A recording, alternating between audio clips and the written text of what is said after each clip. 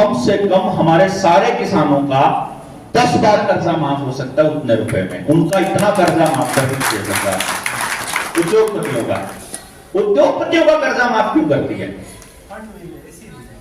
ना जी ना, फंड तो यार हम दे देंगे सारे मिला करके। अगर हमारा कर्जा माफ करते हो तो जितना माफ करते हो उसमें से परसेंटेज लगाएंगे, उद्योगपतियों से फालतू दे देंगे हम। देते भी है जी, साल में देते तो उनसे, और जो हम टैक्स देते हैं उस टैक्स से ही तो वो लोग उन उद्योगपतियों को मतलब पैसा देते हैं। किसानों से खेती छुड़वानी, किसानों से खेती छुड़वानी है, एक बिंदु ये हो गया। और एक एंगल ये भी तो हो सकता है कि जैसे आजकल हमारे ऊपर आरोप प्रत्यारोप चल रहे हैं और जिस तरह से जनता सरकार मोर्चा को सरकार टारगेट कर रही है और जिस तरह से लोगों के घरों की जब्ती का उन्होंने स्पीड बढ़ा दिया है, जैसे सरफेसी एक्ट को बड़ा फास्ट उन्होंने एक्शन में ला दिया है, ऐसा भी तो हो सकता है कि ये जब्ती अडानी की क्यों नहीं होती है, अंबानी की क्यों नहीं होती? इसका कारण ये भी हो सकता है कि विजय माल्या की इसलिए नहीं होती कि विजय माल्या उनको ऐसे बोल देता, देख लगर तेरा पैसे छापने वाला खेल बता दूंगा दुनिया को। हो सकता है। अगर ये सरकार का केवल पैसा छापने वाला खेल भी इस पब्लिक के सामने आ जाए ना, आप लोग अगर पब्लिक के सामने उसको भी ले जाओ और पूरा भांडा फोड़ कर दो, तो भी सरकार के पैरों के नीचे की जमीन निकलती है। सरकार के नहीं, पूरे तंत्र को चलाने वालों की। लेकिन हमारे पास थोड़ा समय की कमी रहती है ना, हम लोग अपने कामों में इतने उलझे रहते हैं कि हमारे पास अब समय है ही नहीं किसी भी चीज के लिए। हम करना भी नहीं चाहते क्योंकि हमें ऐसा लगता है कि कोई नहीं किसी का साथ देता, तो हमें अपना ही सुरक्षा खुद ही करनी पड़ेगी। अब हम यहीं पर आ जाते हैं कि हमारे पास समय भी नहीं है, हमारा मन भी नहीं करता किसी का काम करने का, और अब हम उदास हैं, निराश हैं, हताश हैं।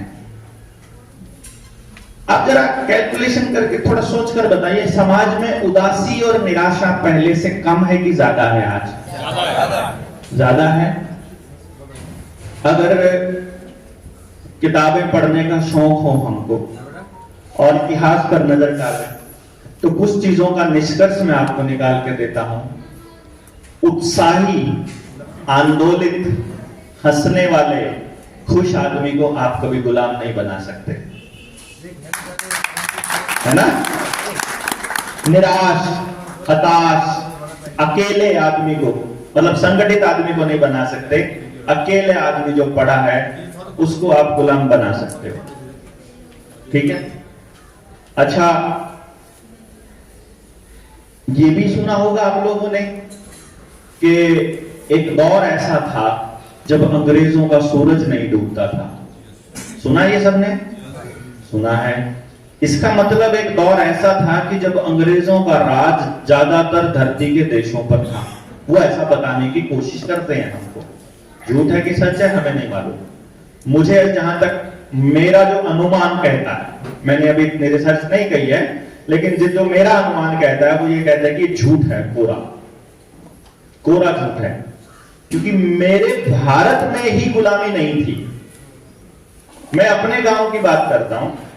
मैंने अपने दादाजी से जानकारियां ली हैं पहले, और उससे पहले ली हैं।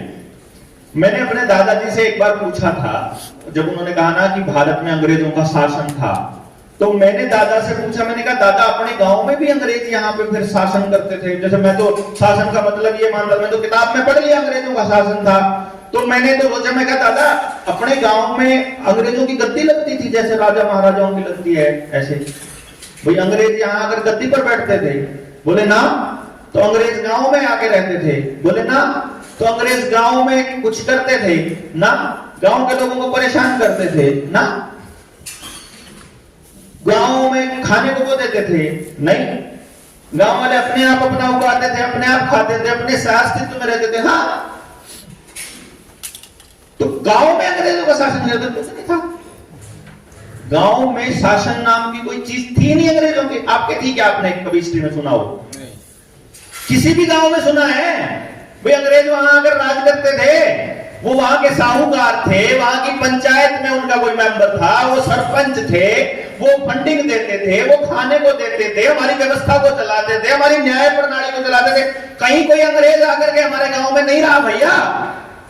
गांव तो आजाद थे, पहले दिन से आजाद थे, कभी गुलाम हुआ ही नहीं गांव तो हमारा, क्योंकि गांव के पास अपनी पूरी व्यवस्था थी, कंप्लीट। जैसे आदिवासी कभी गुलाम नहीं हुए, कभी गुलाम नहीं हुए ना आदिवासी। उनको खाने के लिए आपकी जरूरत नहीं, अस्पताल के लिए आपकी जरूरत नहीं, कोर्ट कचहरी पुलिस के लिए आपकी जरूरत नहीं। अपना न्याय करना भी जानते हैं, अपना खाना पीना जानते हैं, अपने कपड़े बनाना जानते हैं, अपना सब कुछ जानते हैं। वस्तु विनिमय और पैसे का लेन देन वो सब जानते हैं। ना उनको आपकी बैंकिंग की जरूरत, ना उनको आपकी मार्केट की जरूरत, ना फार्मा कंपनियों की जरूरत, ना आपके विकास की जरूरत, ना आपकी सड़कों की जरूरत, ना आपकी रेल की जरूरत, ना आपके किसी योजना की जरूरत। उनको आपकी किसी स्कीम से कुछ लेना देना है ही नहीं, तो वो इंडिपेंडेंस हो गए ना पूरे। तो अगर हम कहें कि अंग्रेजों के राज में वो भी गुलाम थे, वो तो गलत है ना। इसी तरह से हमारे गांव अपने आप में पूरी तरह से आजाद थे, पूरी तरह से। कम से कम कब तक थे वो आजाद? कम से कम 1860 तक तो पक्का थे। क्यों भाई? 1860 का रेफरेंस मैंने इसलिए लिया है और 1857 की क्रांति का मैं रेफरेंस इसीलिए लेता हूं कि 1860 में आईपीसी आया। आईपीसी बना ना, दंड संहिता बना। और वो कब आया? 1857 के गदर के बाद, क्रांति के बाद। उन क्रांतिकारियों को सजा देने के लिए आईपीसी आया, फिर उनको कंट्रोल करने के लिए, उनको लठ मारने के लिए पुलिस का कानून आया 1861 में। क्यों जी? यानी पुलिस भी नहीं थी उससे पहले, कोर्ट भी नहीं थे उससे पहले, और कोई संविधान नहीं था उससे पहले। संविधान तो बहुत बाद में आया ना भाई, मान रहे होंगे आप ये बात। तो उससे पहले हमारे देश में लिखित संविधान नहीं था। अगर लिखित संविधान भी नहीं है, दंड संहिता भी नहीं है और पुलिस भी नहीं है, तो इसका मतलब सदियों से अगर हमारे पुरखे रह रहे थे तो उनके पास कोई तो नियम कायदा कानून होगा। बताइए बताइए। हाँ बोलिए ना, क्या था वो नियम कायदा कानून? पंचायती व्यवस्था रही होगी।